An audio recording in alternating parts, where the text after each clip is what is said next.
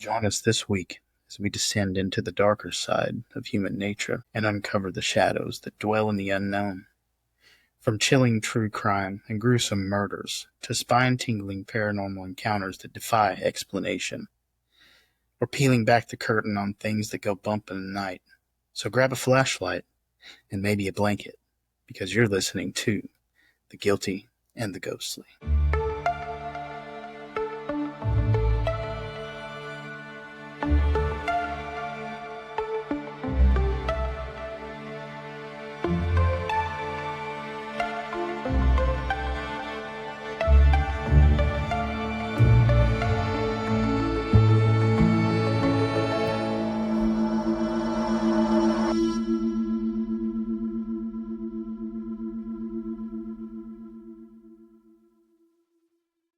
Is it cold there? It's not super cold. I haven't been outside, but the weather, according to the weather, it's not supposed to be super cold. Well, after we're done recording, I'll probably try to do my editing, and then I'm going to go get dog shampoo and wash our stank-ass dogs because they smell awful.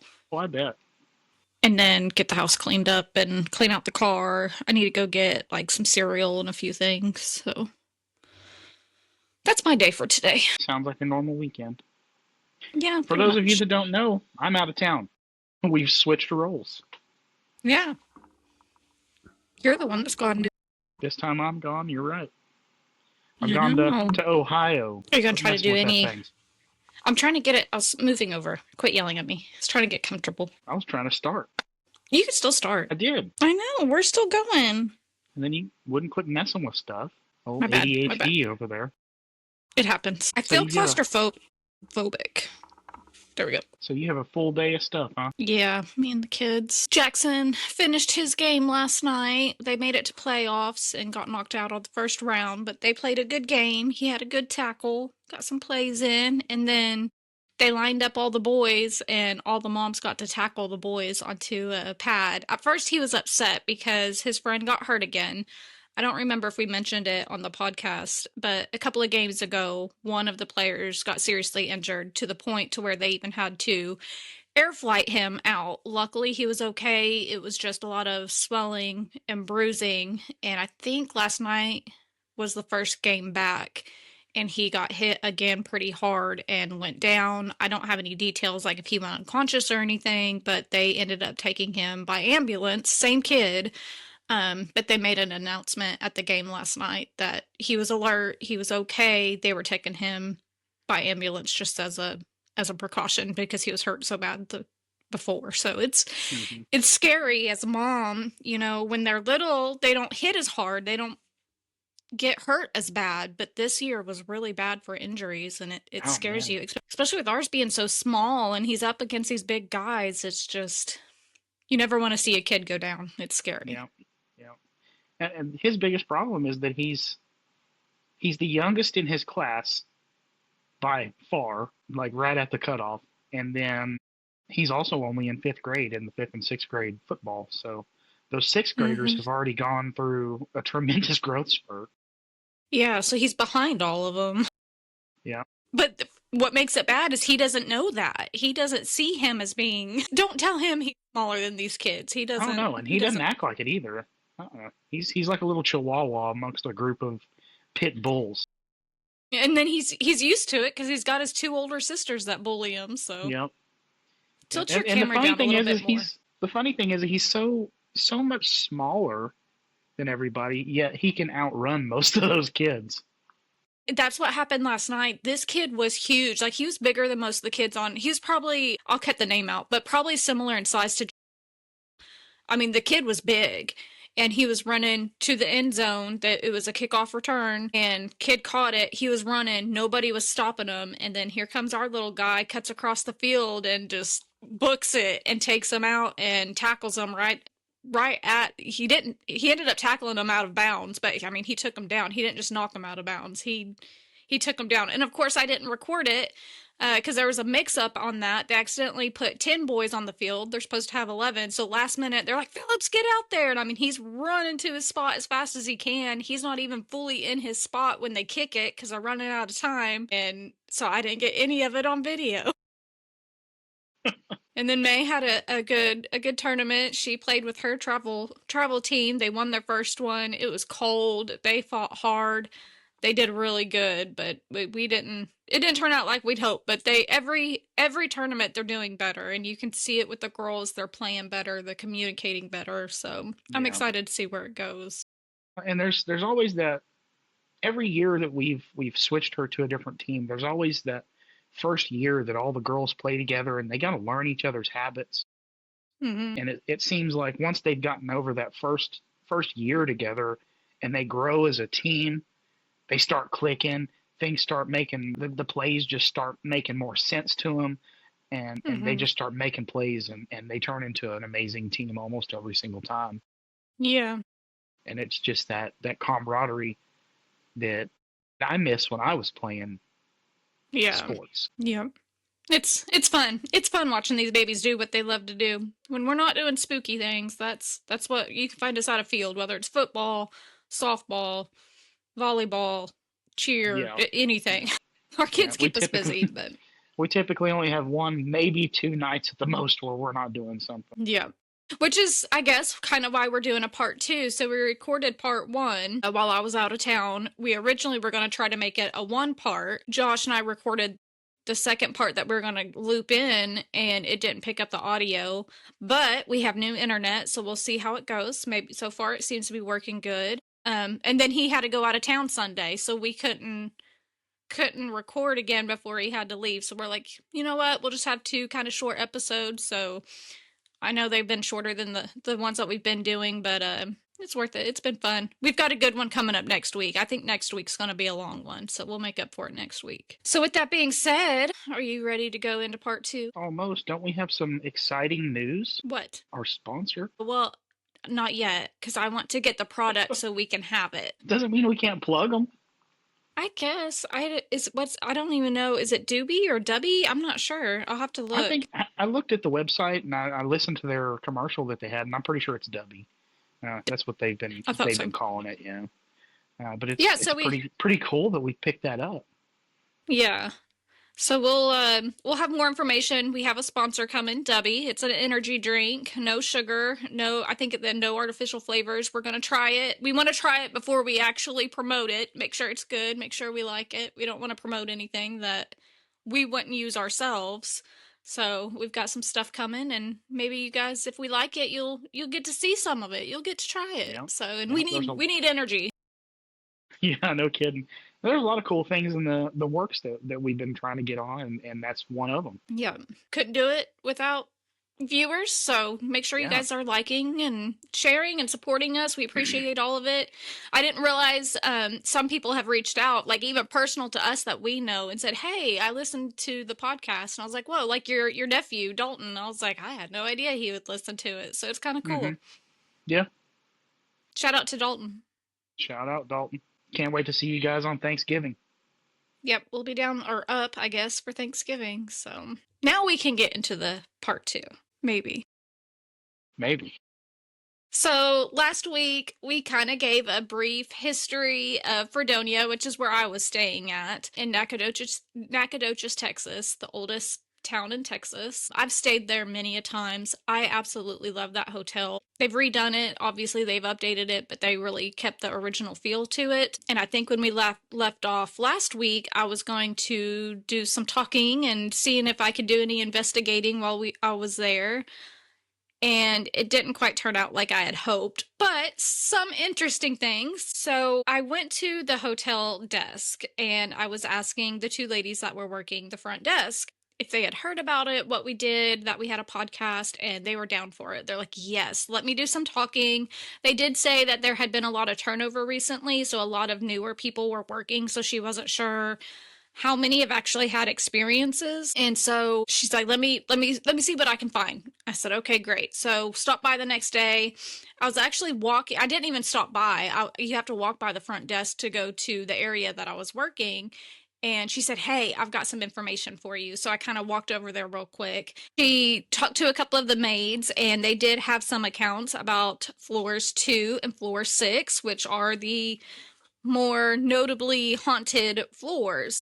The maids would go in, they would make the bed. And you know, hotel rooms, when they make the beds, like it's pristine. There are no wrinkles. Like it's flat surface, beautifully made beds. Josh makes the bed like that. I do not. I can throw the blankets on and roll in it and I'm good. And you Josh can is thank a my mom for very that. Josh is a very normally very messy, chaotic person, but for some reason making the bed is his thing. So And we'll folding my just leave it. clothes. Yeah. For some reason, they have to be perfect. Yes, it drives me insane. So the maids would make the bed and they would leave the room to go grab supplies and they would come back and the beds would kind of be wrinkled up and messy. Nobody else is in the room. So that's interesting.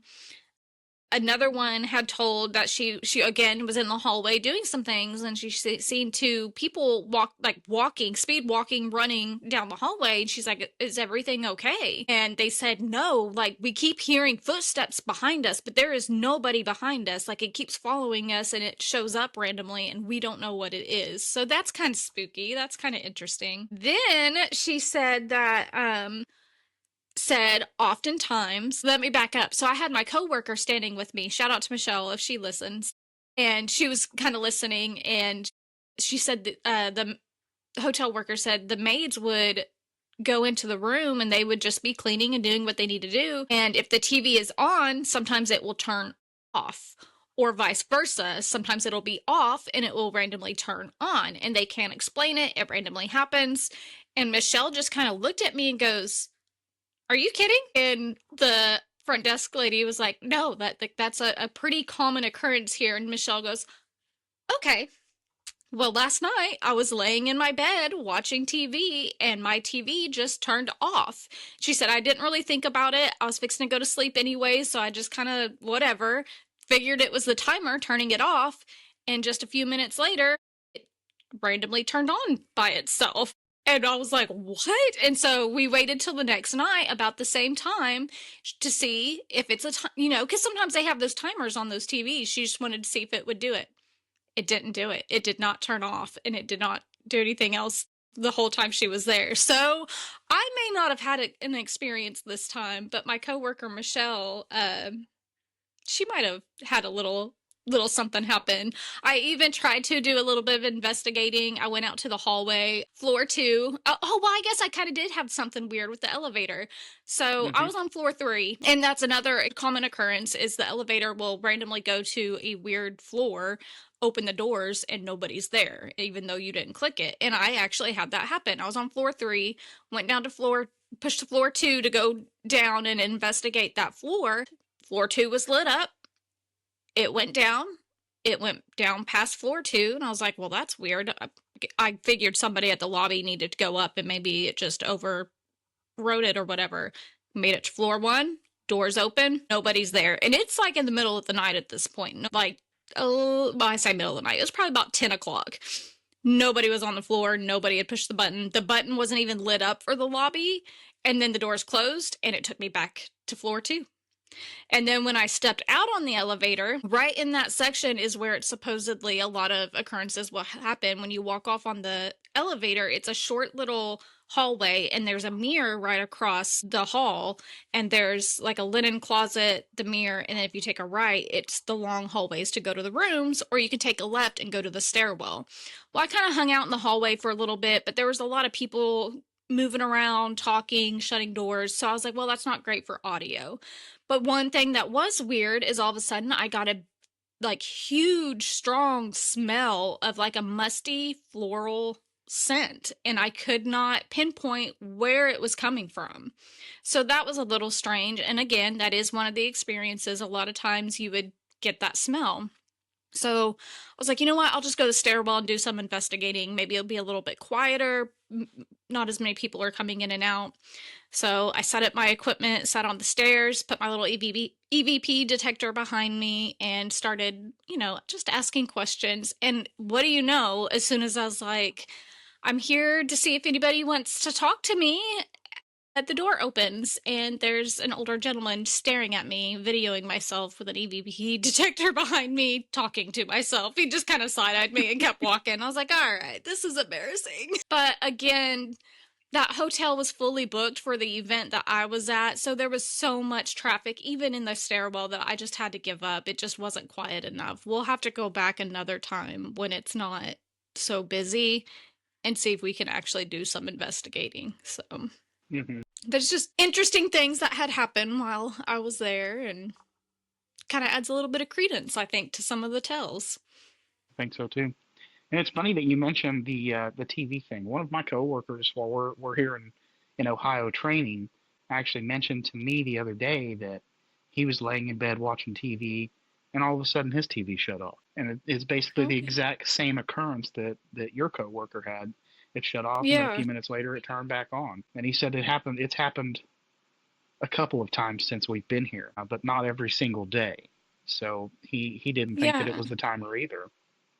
Yeah, that's now, just I don't strange. know if there's any kind of history at this hotel or not, because this technically isn't a historical hotel, but it doesn't mean that there's not some kind of entity or energy or something along those lines here. Yeah. And with hotels, you have all these different people coming in and out and staying there, bringing their energies from home, and who's to say it doesn't stick around? Attached to something. I also forgot to mention, I did find a review that somebody left on Fredonia's website. So I'm going to read you what they said that they experienced. I think this was like in March of 2025, so not too long ago. Almost, well, about what, 9 months, I guess. It says ish. It says the decor is retro, keeping with the period. Main building hallways are quiet and felt like I was being watched, but nothing too eerie. Had some EMF spikes on the second floor, where people say is most active, especially around the mirror right when you get off the elevator. But this could be multiple things, so not convinced. No EVPs, no pics or thermal hits either. The only other thing that was weird was when I first got in my room 501, at the end of the hall by the fire exit. I let the alleged main spirit, Happy Jack, know I was there, and I didn't mind him interacting with me. Just nobody jumping, ha ha ha. But I wanted him to know that I was mad that he allegedly killed his spouse there, as the legend goes, which I did not find any proof of that, as that was a cowardly act if that was true. I went to put my shaving bag in the bathroom right after that, and when I came out of the bathroom, there was a faint smell of perfume and then a medium bang in the hallway that rattled my door. I opened my door and no one was in the hall, and all was quiet. I closed the door and no more perfume smell. Not confirming it's haunted just yet. Need to go back for another night or two and see if we can find any more evidence. But it's an interesting, intriguing place for some reason. I just can't quite put my finger on it. So again, it goes back to that perfume smell and just hearing kind of knocks and bangs and weird things happening. Interesting. Very interesting. Definitely different. Yes. I'm fixing to readjust because my leg is falling asleep. Hang on. It's not falling asleep. It's dead asleep. Good. I'm going to refill my water while you're doing that. Okay. I'm thirsty today for some reason. Probably because I haven't drank any water since I got here. That could also be why you're so sore. That's a very good possibility. I'm drinking water too in my ghost cup. I went to Walmart, got me a great big huge jug of spring water. Because I'm not drinking out of the tap around here. I don't know these fucking waters over here. You don't know those Ohio waters. They could be contaminated. Probably is. Have you seen the people from around here? You're gonna alienate us from all of our Ohio people. I'm totally kidding. It's only a select few. It's not much different than where we're from. There's weird people everywhere. It's everywhere. You're just a good old country Texas boy. You just want to come back home. Yeah.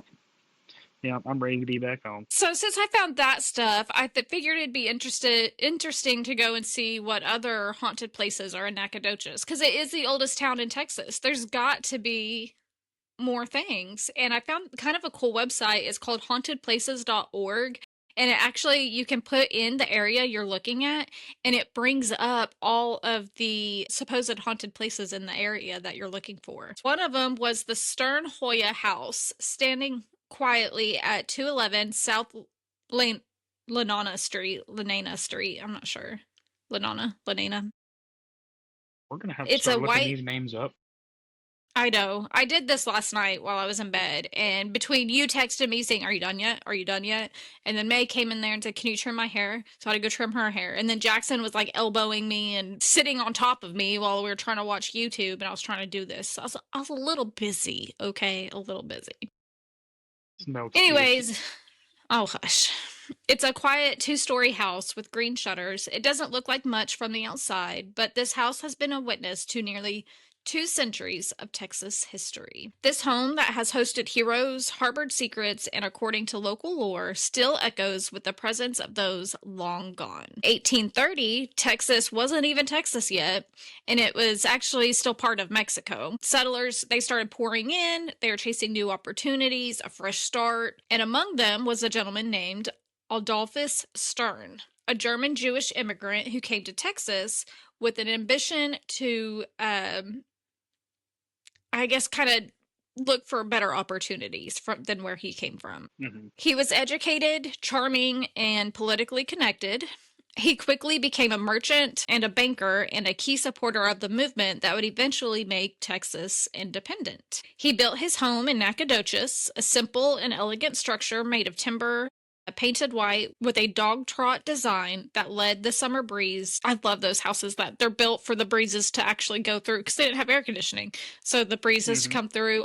Our house, obviously it's not a dog trot, but our front door and our back door are kind of from across from each other. So on really nice days, I love opening our doors and letting that breeze go through until Josh comes in and says, "It's hot," and then shuts the doors and turns on the AC. I'm not built for that crap. I love it though. It wasn't grand, it was solid, welcoming, and soon became the center of social life in town. Over years, the Stern House saw some of the most important figures in Texas history. Davy Crockett stayed there, traveling to San Antonio on what would become his final journey to the Alamo. Thomas J. Rusk, one of the Republic's most prominent leaders, was a frequent visitor, and Sam Houston, he not only dined and slept there, but he was actually baptized into the Catholic Church in the home by Stearns' wife, Eva Catherine. So that was kind of cool. Adolphus died in 1852, and then the home was passed to others, and then after the Civil War, it was bought by a man named Charles Hoya. So that's where the Stern and Hoya house came from. He was a respected county surveyor who moved in with his family in 1866, and under their care, the home took on a new life. He raised his children there, they celebrated holidays, and for nearly a century, the house was their family home, so they just kept handing it down. Then in 1958, the Hoya family donated the property to the city of Nacogdoches. That's when it became a museum and a library. So that way they could kind of preserve the history and kind of show what life was like back then. Visitors today can see Adolphus Stern's personal artifacts, Charles Hoya's Victorian treasures, and even Sam Houston's swords displayed there. Beneath the house lies something else, though. It's one of the oldest wine cellars in Texas, carved directly into the red... Can you hear Charlie? She's screaming. Carved directly into the red clay beneath the home. So it's got a really cool wine cellar. I looked at some pictures, and it is kind of spooky, kind of eerie looking. What are our children doing in there? No idea. You know, growing up, I kind of remember seeing some places that had like old school wine cellars like that. But in Oklahoma, there was a lot of storm shelters and probably wine storages that were turned into storm shelters at some point. Yeah, I know we had one in one of the houses that we lived in. It was actually in Garrett's room, and it opened up from the floor. It had like this door that opened up from the floor, and I hated that thing. I hate going in there. I hated going in there. Of course, we just stored like our junk in there, and then we would get a tornado or whatever, and we'd have to go down there, and it was just musty and dark, and just, I didn't like going down there.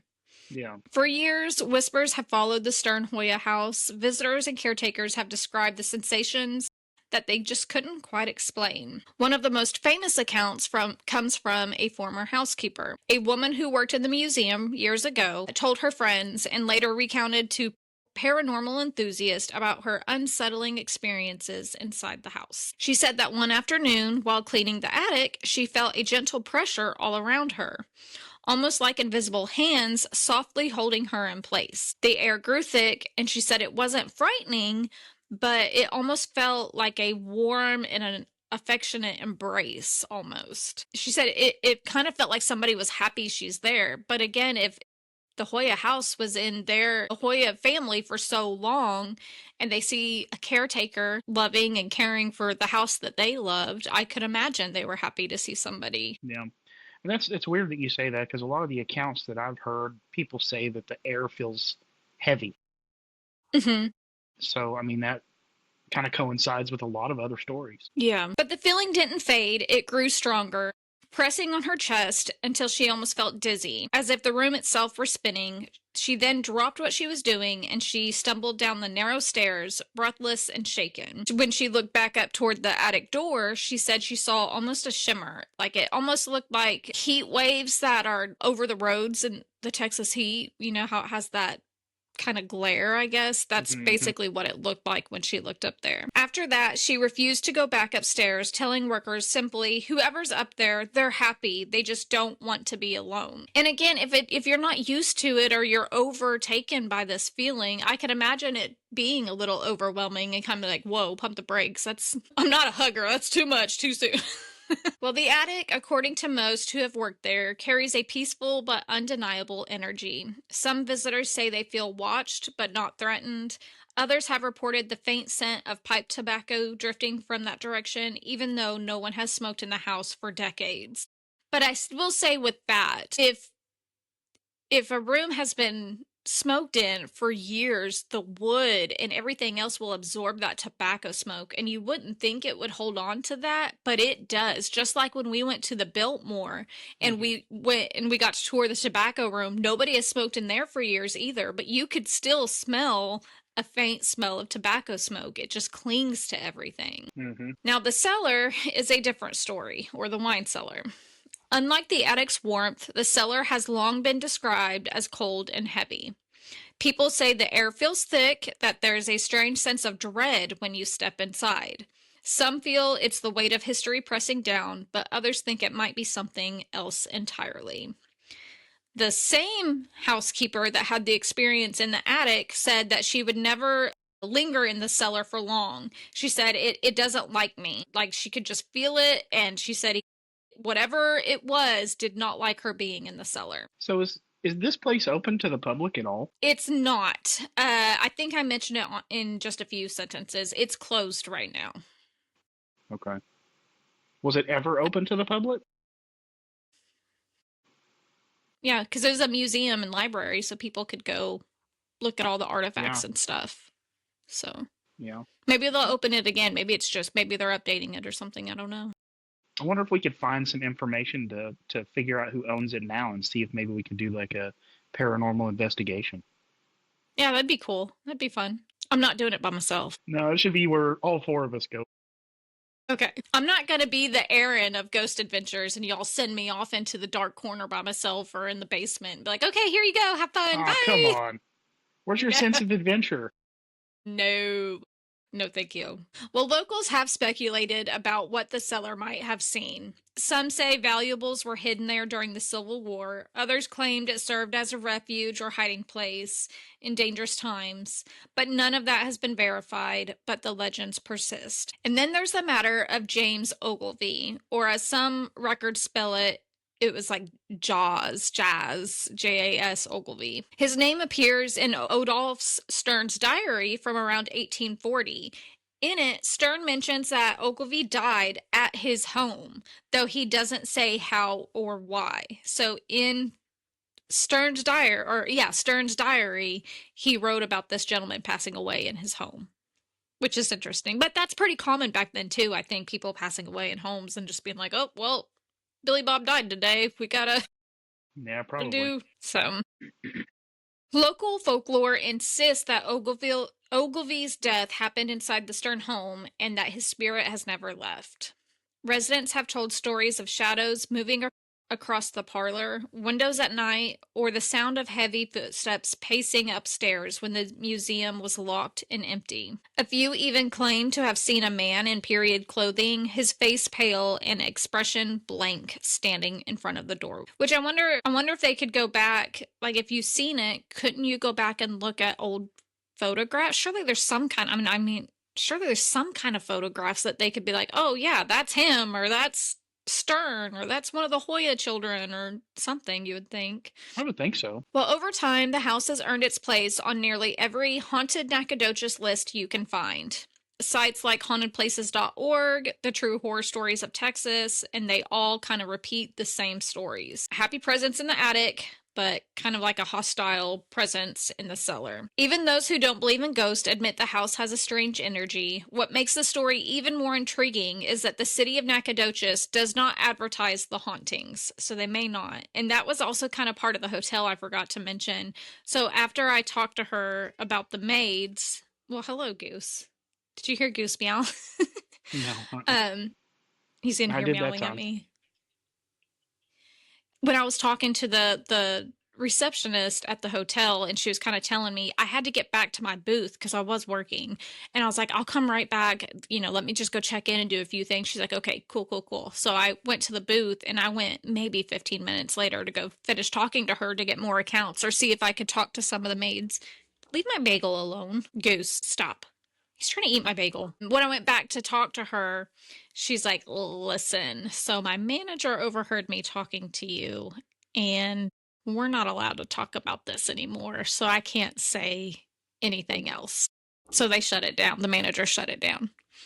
So that was another reason why I couldn't get any other information or actually interview the maids, because I guess they don't want it out in public, which seems to kind of be the case with this house. So I don't know if we would be able to get permission. You froze. Whoa, there's two of you now. I don't know what just happened. It looks like you lost connection. I don't think I lost connection. For some reason, it just shut all the way off. Okay. Well, we're still going. We'll just keep going. Okay. I'm still recording. It's still recorded. So, yeah, what was the last thing you heard? Just before you said something, it was right after you were yelling at the cat for the bagel. Yeah, he was trying to eat my bagel. Did you hear about what I said about the hotel manager at Fredonia? Okay. And so I don't know if we would be able to investigate this house because it seems like kind of the same field. They don't want to publicize that part of it. So they don't do ghost tours there. No signs of boasting of spirits or seances. So they just kind of say no, none of that. The museum's focus remains on preserving history. To this day, employees sometimes joke about the friendly attic ghost and the grumpy one downstairs, but the house is currently closed. It's not open to the public. So that was the the Sterne-Hoya house. So interesting. Maybe one day they'll open it up to investigators, maybe new owners or something. Who knows? It would be cool to go though. And it's not a very big. It's not a very big house, so I think it'd be easier, something smaller for us to start with. It'd be kind of cool. And then you have the college there in Nacogdoches, SFA University, which we work with SFA a lot in the forest industry because they have a huge forestry department with SFA. Two buildings are most commonly reported to have hauntings, which is the Griffith Fine Arts Building and Mays Hall 11. The Griffith Fine Arts Building is home to the theater department and the W.M. Turner Auditorium. It's a place filled with passion. They, do rehearsals there. There's students there all the time, early hours, sometimes late, working on these things. A lot of times they hear laughter through the backstage corridors. There's just kind of that feeling of somebody, just a different energy in that place. Goose, if you eat my bagel, we are going to fight. You want to come here? Come here.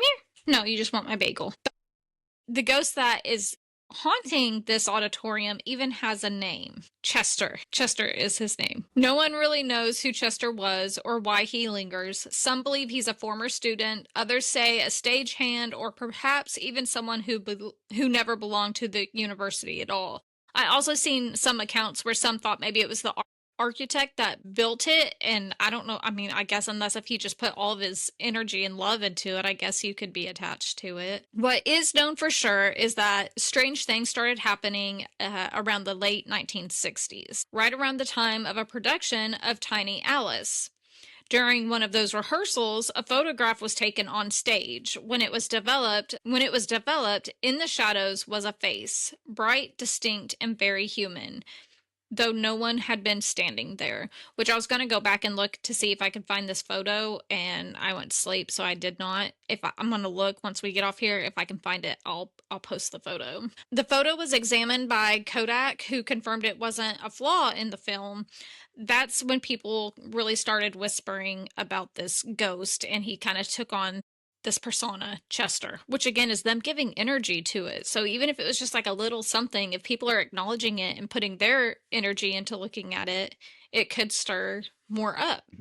Possibly feed into it a little bit more. Yes, yeah. From then on, the stories grew. Lights flickered on and off when the building was empty. Props would move overnight. In one production of Macbeth, the crew set 8 ghost heads up for the play. The next, they returned right after a dinner break, and they found 9 ghost heads. No one claimed to have made the extra one. It just seemed to just appear. They have no idea where it came from. But the thing about Griffith is that it never feels malicious. The students describe Chester as mischievous, maybe even a fellow artist who refused to leave the stage. Many talk of footsteps above the catwalk when the doors are locked, or the feeling of being watched from the wings while standing under a single glowing spotlight. Chester's never hurt anyone. He just kind of reminds them that I'm still here, I'm still watching, I'm still around, basically. Just doesn't want to be forgotten, it almost seems. Across the campus, through the quiet walkways and past the pine trees, we reach a different kind of building. A building with fewer laughs and more whispers. May Hall 11. During the day, it looks like just any other dorm room, white cylinder block walls, linoleum floors, but after dark, it brings on a different story. Residents will tell you there's something about the air, something thick, almost electric. A few swear that Mays Hall 11 used to be a hospital decades ago, back before it became student housing. Some even claim there was a morgue in the basement, but there are no official records of either of those things. But again, I should have looked to see when it was built. Back in the old days, morgues and things, they would just find an empty room that they could use. They didn't really have any protocols for anything, so who knows? There's always that possibility. The basement of Maze 11 is off limits to most students now and used mostly for storage, but anyone who's been down those stairs after dark will tell you the same thing. The temperature drops, the air feels wrong, and there's a silence that doesn't sound empty, but almost expectant, like the building itself is listening. There was talk of a bomb shelter from the 1940s hidden behind one of the basement doors, a forgotten relic of wartime anxiety. Some say that that's where the unease comes from, that the energy never quite leaves a place built for fear.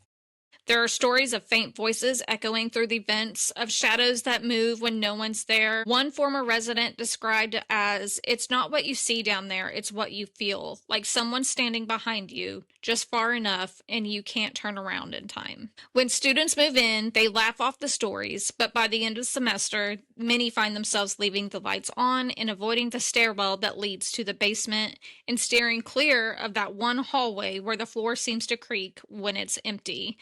And I seen some other stories. Again, I didn't see any records, but there was one story, lore, that a girl was playing with a Ouija board and basically kind of went crazy and jumped out the window to off herself. And now, at that same time, at night, the lights will just turn off and then they'll turn back on.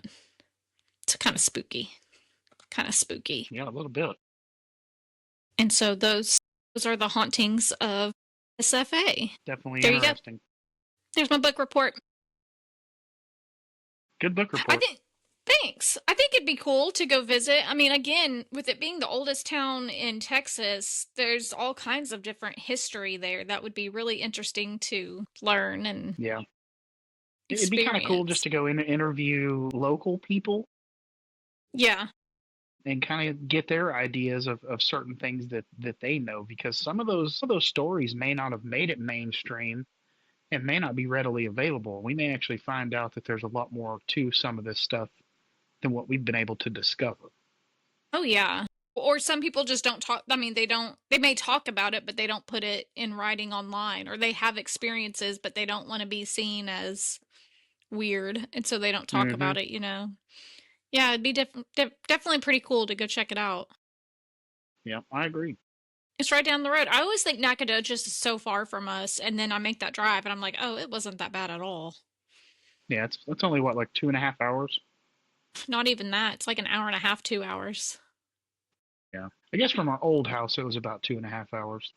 Yep. So yeah, we'll have to go check out Nacogdoches. I really want to go to that bed and breakfast that I sent you a picture of. It is such a beautiful home. And they Yeah. have like It'd be a fun little tea time weekend there. getaway for us. They have tea time there at like 4 o'clock where you can go drink tea, and I don't know. It looks cool. Looks really cool. I think it'd be fun for just me and you to do something like that. Yeah, try it out. You'll have to go try some stuff out while you're in Ohio. Actually leave your hotel room. Old grumpy I have a man. hard time doing that. You're the person that drags me out of these places anyway, so I know. I'm perfectly content with just nothing. You see those posts on TikTok or whatever where it's like this type of person finds this type of person and they marry each other. And I'm like, oh, Uh-huh. that's pretty true. It's funny. Yeah, we're definitely polar opposites when it comes to those things. Yeah, for sure. Well, that's all I I've keep you got. grounded and you keep me moving.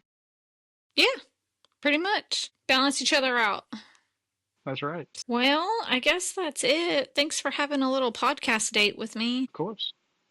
Ready for you to be home. I'm ready to be home, but I've still got almost 3 more weeks. It's a long time, bro. That's a really long time, but we'll benefit from Yeah, it in the end. maybe.